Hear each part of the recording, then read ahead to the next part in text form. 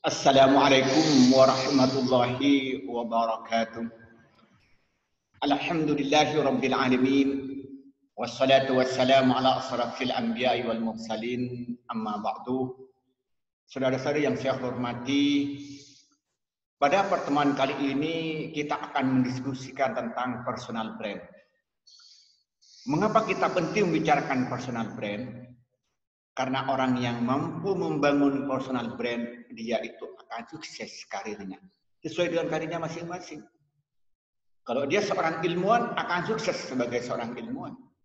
Kalau dia seorang aktivis, akan sukses sebagai aktivis.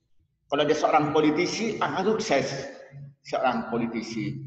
Dan kalau jadi pengusaha juga akan sukses ketika dia mampu membangun personal brand yang baik.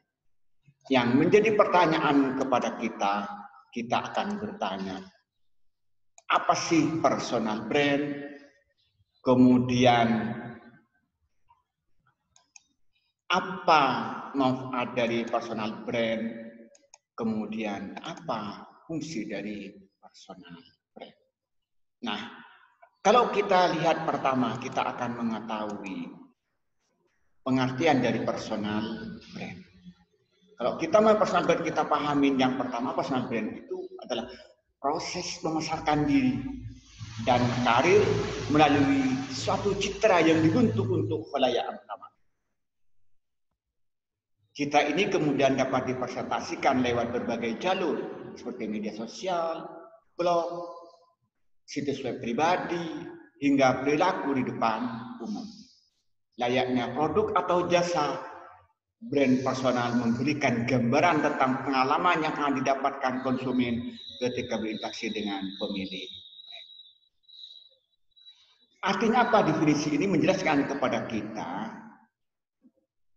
personal branding itu adalah merupakan proses di mana orang itu memasarkan diri kepada masyarakat umum melalui satu citra yang dibentuk. Apa citra yang dibentuk? Apa yang di depan umum dia akan bentuk citra. Dia bapaknya orang yang ahli di bidang ilmu fikih. Bagaimana itu dibentuk di depan umum? Orang percaya bahwa dia ahli fikih. Atau dia akan membentuk di halayak umum, akan berikan citra bahwa dia ahli dalam ilmu tauhid. Bagaimana cara? Atau dia akan memberikan citra bahwa dia sebagai seorang politisi yang jujur, yang tangguh, yang peduli dengan rakyat. Atau kalau dia seorang pengusaha, dia akan membangun seorang pengusaha yang jujur, yang amanah, mempunyai modal yang besar, kemudian yang ulet dan cerdas. Kita dibangun bagaimana? Nah, bagaimana dia itu memasarkan pada masyarakat? Bagaimana dia itu memberikan pemahaman pada masyarakat itu bisa bermacam-macam cara. Dalam konteks sekarang bisa menggunakan media sosial, bisa menggunakan WA, bisa menggunakan FB, bisa menggunakan Twitter, bisa menggunakan IG, bisa menggunakan YouTube. Misalnya, dia akan membangun personal brand-nya sebagai orang yang ahli ilmu tauhid, maka dia membuat YouTube pribadi, akun YouTube, lalu dia itu setiap minggu sekali dia akan memposting menyampaikan tentang masalah-masalah berkenaan dengan tauhid dengan retorika yang bagus, dengan logika yang baik dan sistematis dan argumentatif. Dan kemudian dia menjawab persoalan-persoalan tauhid yang berkembang di masyarakat dengan argumen yang kuat dan rujukan yang standar. Sehingga pada akhirnya dia berulang-ulang begitu. Sehingga terkenal dia memang orang yang ahli tauhid. Atau ingin membangun dirinya bahwa orang yang ahli dalam bidang ilmu ekonomi. Maka dia banyak membicarakan di YouTube-nya tentang masalah-masalah ekonomi. Dengan pembahasan yang sistematis dan argumentatif. Dan rujukan-rujukan yang standar. Dan bahasa yang menarik. Sehingga pada akhirnya akan terbangun bahwa diri seorang ilmuwan di bidang ilmu ekonomi. Begitupun kalau dia itu seorang politisi, dia akan memperlihatkan di YouTube-nya bagaimana dia itu ketika diskusi, dia menunjukkan kecerdasannya. Ketika dia memutuskan kebijakan-kebijakan, maka menunjukkan keberpihakannya kepada masyarakat dengan ansa-ansa yang tajam. Kemudian dia itu ketika turun ke masyarakat, dia disorting. Ketika dia datang kepada masanya, dia disorting, kemudian diupload. Sehingga akan terbangun bahwa dia ini seorang politisi yang cerdas, berakhlak mulia, dan berpihak kepada. Dia akan terbentuk. Atau dia itu juga menggunakan FB, Facebook. Karena dia punya tim media yang selalu nyuting, ikut kemana-mana, yang selalu nulis, maka dia akan bisa diposting di Facebooknya. Sehingga follower akan selalu tahu tindak lanjut dia berkenaan dengan kegiatan politiknya kalau dia seorang politisi. Kalau dia seorang ilmuwan, maka rakyat akan mengikuti fatwa-fatwanya berkenaan dengan masalah hukum atau tulisan-tulisannya berkenaan dengan hukum kalau dia misalnya memposisikan sebagai seorang ahli fikih. Begitu bisa menggunakan IG dan Instagram dan sebagainya. Lalu dia juga menggunakan blog untuk apa? Untuk menulis apa yang dia pikirkan. Kalau dia posisikan diri sebagai seorang ilmuwan, atau dia kalau seorang politisi atau seorang aktivis yang sudah memuat tentang kegiatan-kegiatan yang dia lakukan dan juga statement-statement yang dia sampaikan. Juga menggunakan web pribadi. Dan tidak kalah pentingnya dia itu di khalayak ramai ketika dia ketemu langsung dengan masyarakat, dengan konstituen. Makanya seorang dia ulama yang perkenalkan diri sebagai orang yang ahli tauhid. Bagaimana ketika dia itu acara ceramah umum, bagaimana dia bisa menyampaikan tentang tauhid dengan bahasa yang lugas, bahasa yang sederhana, sistematis dan menarik sesuai dengan kemampuan auden dalam menggunakan bahasa dan logika. Ketika menjadi seorang narasumber di sebuah seminar, bagaimana dia mempersiapkan makalah yang bagus, kemudian penyampaian yang memakau dan rujukan yang standar sehingga orang akan percaya dan akan memberikan kesan bahwa dia seorang ilmuwan, seorang yang ahli bidang ilmu. Tahu itu tidak penting. Maka orang yang membangun personal brand ini tidak beda dengan orang yang menjual barang dan jasa. Ketika dia itu menjual baju, dia akan berpikir bagaimana baju itu laku. Maka otomatis mulai daripada pemilihan kain yang bagus, warna yang bagus, jahitan yang bagus, kemudian model-model yang menarik, kemudian setelah itu bungkusannya, packingnya kayak apa, kemudian tempat ketika dijual itu di toko kayak apa, itu semuanya akan terpikirkan sehingga begitu orang melihat akan terkesan bahwa ini barang bagus dan menarik. Nah, antara harga dengan barang itu sesuai atau nilai daripada barang atau jasa itu sesuai dengan harganya itu sama. Kita itu dalam membangun personal brand itu tidak jauh berbeda. Nah, sama seperti kayak barang-barang itu. Coba kita ketika menjual baju, apa yang diberikan harapan kepada pembeli? Berpikir bahwa nanti pembeli akan mendapatkan baju yang enak dipakai, kemudian memberikan kebanggaan kepada pemakai, kemudian dia itu akan merasa lebih percaya diri. Sehingga apa yang terjadi? Itu harapan-harapan yang baik. Sama dengan kita menjual bedak misalnya kepada perempuan, iklan di TV, apa yang ditampakkan? Maka di situ akan ditampakkan kebaikan-kebaikan yang ada di bedak itu, akan memberikan harapan kepada konsumen ketika memberikan memakai bedak itu orangnya tambah putih, tambah halus, tambah menarik, sehingga orang tertarik untuk beli bedak itu. Begitupun kita, kalau kita kan membangun personal branding, bagaimana kita memberikan harapan positif orang lain ketika berinteraksi dengan orang yang punya personal branding itu. Misalnya ketika dia itu membangun personal branding sebagai orang yang ahli fikih, dia akan memberikan harapan kepada orang kalau mengaji fikih pada dia akan menjadi orang yang ahli fikih yang benar dan mumpuni. Nah, itu yang terjadi. Begitu ketika membangun dia personal brand sebagai seorang politisi, dia akan berikan harapan ketika mendukung dia atau dia bekerja sama dengan dia akan bawa manfaat pada dirinya dan kepada dia. Nah, yang menjadi pertanyaan berikutnya, apa fungsi dari personal branding itu? Sehingga kita perlu untuk membangun personal branding. Yang pertama sebagai pembeda. Orang yang punya personal branding itu akan beda dengan yang lain. Misalnya ketika dia membangun personal branding sebagai pedagang yang jujur, pedagang yang amanah, kemudian pedagang yang pinter, kreatif, inovatif, maka dia itu berbeda, akan berikan beda dengan yang lain. Seorang pedagang yang tidak jujur atau pedagang yang tidak pintar. Sehingga dengan pembeda ini akan menarik orang lain untuk bekerja sama. Karena akan mendapat keuntungan dari kerjasama. Misalnya. Begitupun umpamanya ilmuwan. Ini ada orang yang sama-sama ahli misalnya bidang tasawuf.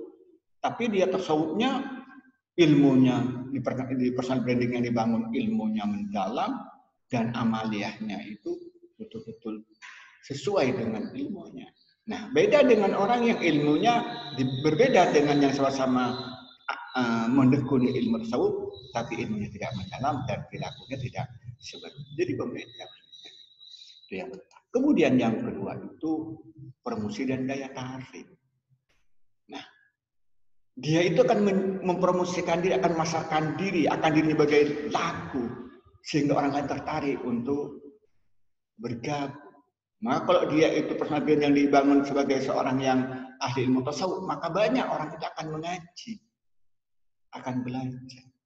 Kalau bangun personal brand sebagai seorang pengusaha yang amanah, cerdas, maka dia akan banyak orang yang kerjasama untuk berdagang.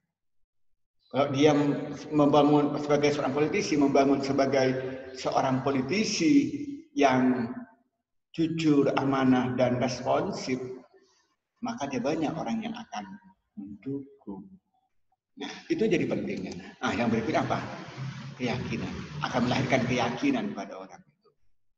Ketika orang itu yakin apa? Akan loyal. Oh, dia yakin kalau pedagang-pedagang ini nih mesti berhasil. Mesti tidak akan rugi, tidak akan ditipu. Dari keyakinan itu akan melahirkan loyalty. Karena kita diyakini.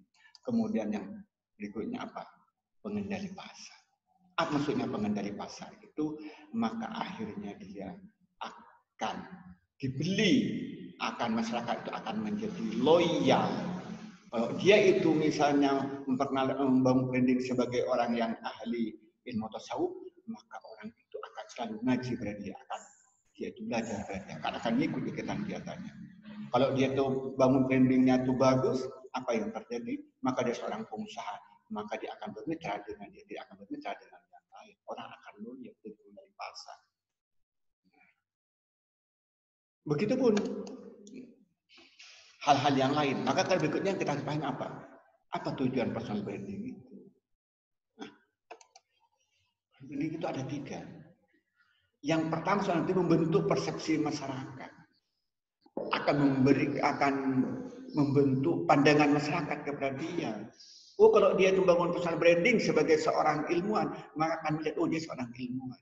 Kalau membangun branding sebagai dia ulama yang soleh, orang akan melihat sebagai ulama yang soleh. Kalau membangun branding dia sebagai pengusaha yang pintar, cerdas, dan amanah, maka dia akan persilakan begitu. Nah, kalau sudah begitu, masyarakat punya persepsi yang baik apa? Yang kedua, membangun rasa percaya besar kepada brand itu. Jadi percaya. Contoh sederhana, oh kalau mau minum air mineral, kita persepsi kita yang namanya merek Santri itu bagus, suci, higienis. Nah, kita kan persepsi yang dibangun. Itu apa? Kita percaya kepada Pak air mineral yang bermerek Santri itu sehingga kita beli. Nah, atau kita namanya contoh sederhana. Begitupun ketika kita membangun personal brand, orang sudah percaya apa oh dia seorang ilmuwan gigi, apa yang terjadi? Maka percaya dengan orang itu. dia percaya terhadap bahwa orang dia bahwa dirinya ahli fikih. Yang berikutnya apa yang ketiga, membangun rasa cinta masyarakat kepada brand. Akhirnya masyarakat cinta pada dia untuk belajar fikih. Ibaratkan barang ketika orang percaya misalnya itu yakin dengan apa air mineral bermerek Santri, pada akhirnya apa dia akan cinta sehingga dia beli untuk diri sendiri, kemudian beli untuk berikan pada orang lain, bahkan dia mengajak orang lain untuk beli merek yang sama. Nah, berikutnya kita akan pahami apa sih manfaat personal branding itu. Nah, paling tidak ada 3. Personal branding itu sebagai pembeda. Jadi personal branding itu akan membeda. Umpamanya, oh ini ahli fikih, oh ini ahli tauhid, oh ini ahli tasawuf, oh ini ahli tafsir, oh ini ahli hadis, oh ini ahli nahwu, ini ahli saraf. Jadi berbeda. Oh ini pengusaha yang jujur, ini pengusaha yang amanah. Oh ini pengusaha yang yang khianat. Itu kan jadi pembeda. Jadi pembeda yang lain. Oh ini politisi yang amanah. Ini politisi yang cinta rakyatnya. Dia akan menjadi pembeda yang lain. Iya. Yang kedua apa? Selain itu melahirkan menciptakan koneksi. Ketika dia mempunyai brand yang baik, maka orang akan percaya, maka banyak orang akan mendekat. Ketika mendekat berarti akan menciptakan koneksi, menciptakan jaringan. Ketika dia itu terkenal misalnya ahli ilmu ekonomi Islam dan orang percaya apa yang terjadi, maka nantinya itu dia itu akan dipercaya oleh masyarakat dan masyarakat akan milih dia. Maka jadi penting kita itu membangun, dan kenapa? Setelah kita membangun koneksi apa berikutnya? Akan meningkatkan authority. Dia punya otoritas. Karena ketika dia itu mempunyai personal brand sebagai ahli fikih, dia punya otoritas untuk bicara fikih. Ketika dia itu dipercaya sudah sebagai orang yang ahli ilmu ekonomi Islam, maka dia punya otoritas bicara ekonomi. Ketika dia itu sudah membangun personal sebagai seorang pimpinan yang jujur dan amanah, dia punya otoritas untuk sebagai pemimpin yang jujur dan amanah. Nah, berikutnya itu tidak kalah pentingnya bagaimana metode personal branding itu. Setelah kita tahu mulai dari apa personal branding, kemudian tujuan, kemudian manfaat, kita perlu bagaimana membangun metode itu. Maka yang pertama itu mengenalkan nilai-nilai yang positif di lingkungan Anda. Kita memperkenalkan nilai yang positif. Oh, kalau umpamanya dia seorang ahli fikih, apa positifnya? Berarti dia menguasai ilmu fikih yang banyak, mempunyai akhlak yang mulia. Kemudian dia mempunyai argumen dan rujukan yang sungguh-sungguh betul ada. Dia membangun nilai yang positif. Kalau dia mempunyai seorang pedagang, bagaimana membangun bahwa seorang pedagang yang jujur, bukan hanya kata-kata, tapi diperlihatkan secara tindakan. Sehingga apa yang terjadi ketika dia itu sudah dibangun nilai itu, apa yang terjadi? Maka menjadi bagian nilai hidup Anda dalam pandangan masyarakat. Sudah refleks, sehingga masyarakat itu percaya. Jadi kita pertama itu adalah mengenalkan nilai positif yang ada dirinya pada masyarakat. Kemudian berikutnya apa yang kedua? Menstimulasi persepsi penuh makna mengenai nilai-nilai dan kualitas yang ada. Bagaimana kita ini ke masyarakat betul-betul melakukan timbal balik tentang nilai positif yang dimiliki. Kalau tadi seorang pedagang, bagaimana kejujuran itu membuat masyarakat itu percaya. Nah, yang ketiga tidak kalah pentingnya mengatakan kepada orang lain bahwa Anda itu berbeda dengan yang lain. Anda mempunyai nilai yang berbeda. Dan ini bisa diucapkan dengan kata-kata, tapi tidak selamanya dengan kata-kata, bahkan tuliskan. Bisa itu disampaikan dengan dalam bentuk sikap yang menunjukkan bahwa Anda beda dengan yang lain. Ketika ada di depan umum, Anda itu jujur, yang lain tidak sama dengan yang tidak jujur. Kalau umpamanya Anda itu seorang ilmuwan, Anda itu seorang yang pintar, bukan orang yang tidak pintar. Bisa kita disampaikan bagaimana? Bisa tidak vulgar dengan kata, bukan dengan kata-kata, mungkin dengan memperlihatkan video dan sebagainya. Nah, itu jadi menyampaikannya itu bisa secara lisan, bisa secara perbuatan, atau melalui orang lain, atau melalui media. Menyampaikan bahwa orang bisa. Jadi misalnya orang yang ahli fikih tidak pernah bicara fikih depan umum, siapa orang yang akan tahu? Dia umpamanya orang ahli ilmu ekonomi, tapi dia tidak pernah menunjukkan ilmu ekonomi kepada orang lain. Tidak pernah dia membuat konten YouTube bicara tentang ekonomi. Dia tidak pernah meng-share di Facebook tentang ekonomi. Dari mana orang tahu bahwa dia itu mempunyai brand sebagai orang yang ahli ekonomi. Nah, kemudian tidak kalah pentingnya apa? Menggunakan teknik personal branding yang tepat sehingga tidak terlihat sombong dan vulgar. Ya, cara menyampaikannya, cara mempromosikan itu menggunakan teknik yang bagus dalam membangun personal branding. Nanti kesannya sombong, saya pinter, ya sombong, nggak menarik jadinya.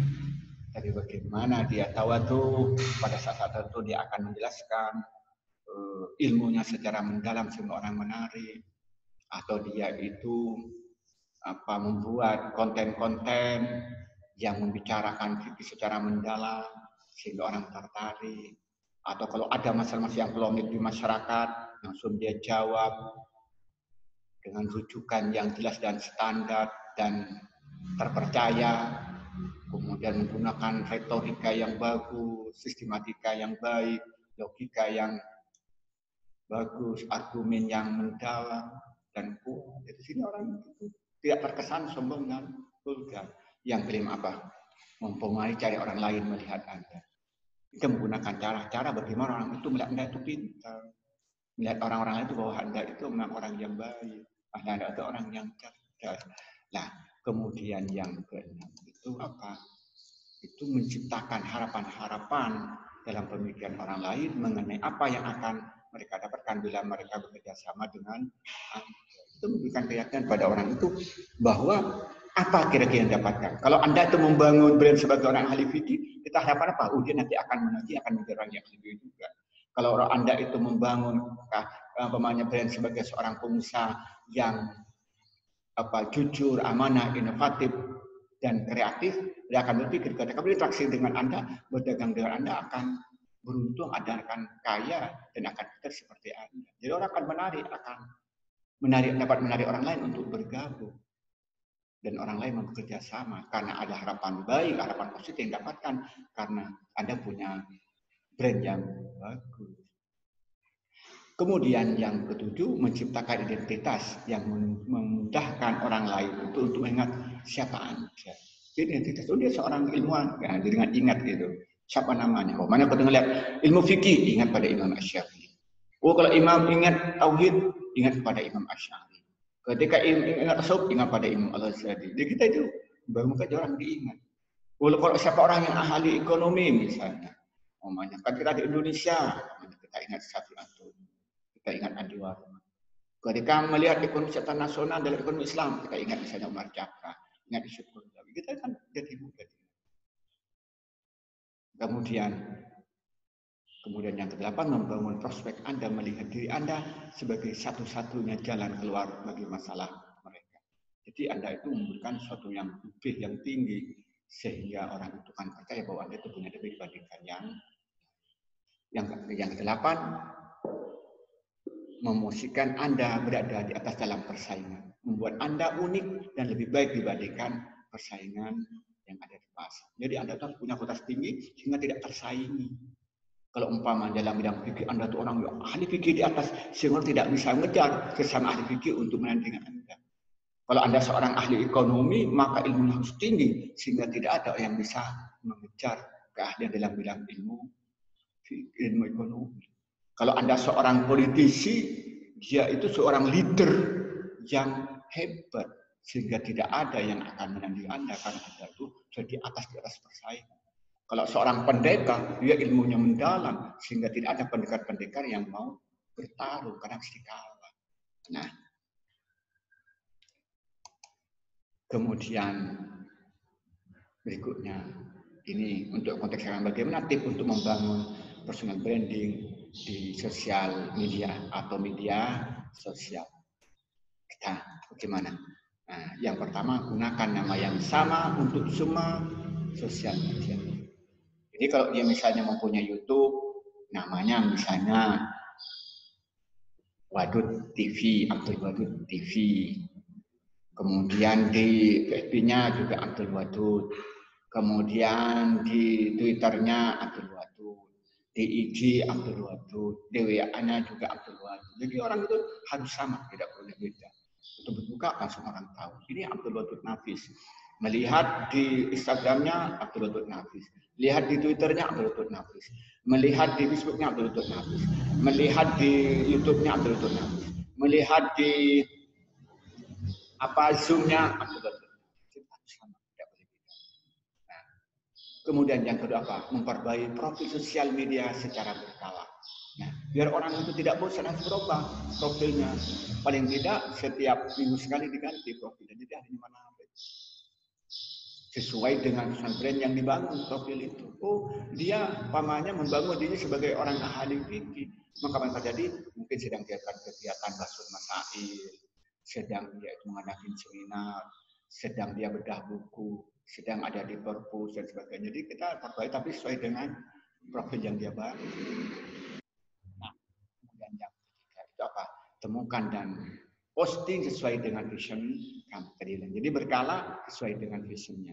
Tadi bilang bahwa profil harus diperbarui, yang ketiga sesuai dengan vision. Jadi kalau umpamanya saya ingin membangun sebagai seorang ustadz, ya otomatis yang saya posting sedang saya ngajar, sedang saya ceramah, mungkin sedang saya baca kitab. Ya jangan posting ketika saya datang ke pantai, jangan kita buat postingan ketika ke warung, ya tidak membangun personal brand. Ya mungkin orang sudah tahu kita ada di warung, tapi tidak ada hubungan dengan personal brand. Nah, kalau dia namanya seorang pimpinan kepala daerah, maka ini pasti ketika rapat yang jadikan profil itu. Ketika dia itu datang ke rakyat, ke masyarakat, ya itu sesuai. Kemudian yang keempat, bergabung dengan grup dan komunitas. Jadi kita harus bergabung. Semuanya kayak WA, kita harus gabung dengan beberapa grup. Kemudian ketika punya Facebook juga digabungkan dengan beberapa grup Facebook. Kemudian ketika punya YouTube gabung dengan Google AdSense misalnya. Sehingga nanti itu bisa masuk kepada kelompok-kelompok lain. Kemudian tidak kalah penting yang kelima, mampu memilih media yang tepat. Contoh sederhana, kalau kita ingin berinteraksi dengan kalangan menengah ke atas, baik itu sebagai birokrasi atau ilmuwan atau politisi, ya kita misalnya menggunakan Twitter. Kalau kita ingin bergabung dengan yang beraneka ragam, mulai dari remaja, ya ilmuwan, dan misalkan kita gabungnya kemana? Ya ke Facebook. Kalau kita dengan anak muda, gabungnya kemana? Ya ke IG. Kalau kita itu ingin misalnya itu ingin menyampaikan yang sifatnya panjang dan tuntas, ya kita menggunakan YouTube. Nah, kalau kita ingin ketemu dengan diskusi dengan semua kalangan secara terbuka, ya kita gabung menggunakan Zoom. Ya kita bagaimana media yang kita gunakan harus sesuai dengan vision yang kita bangun. Nah, inilah yang mungkin yang bisa kita sampaikan tentang apa personal brand ini.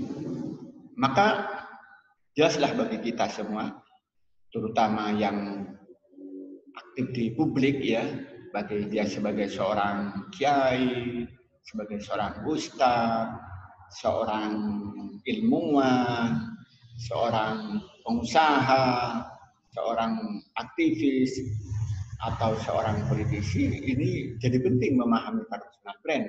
Ketika dia mampu membangun personal brand, maka insya Allah dia akan sukses. Karena dengan personal brand ini dia akan terbangun citra.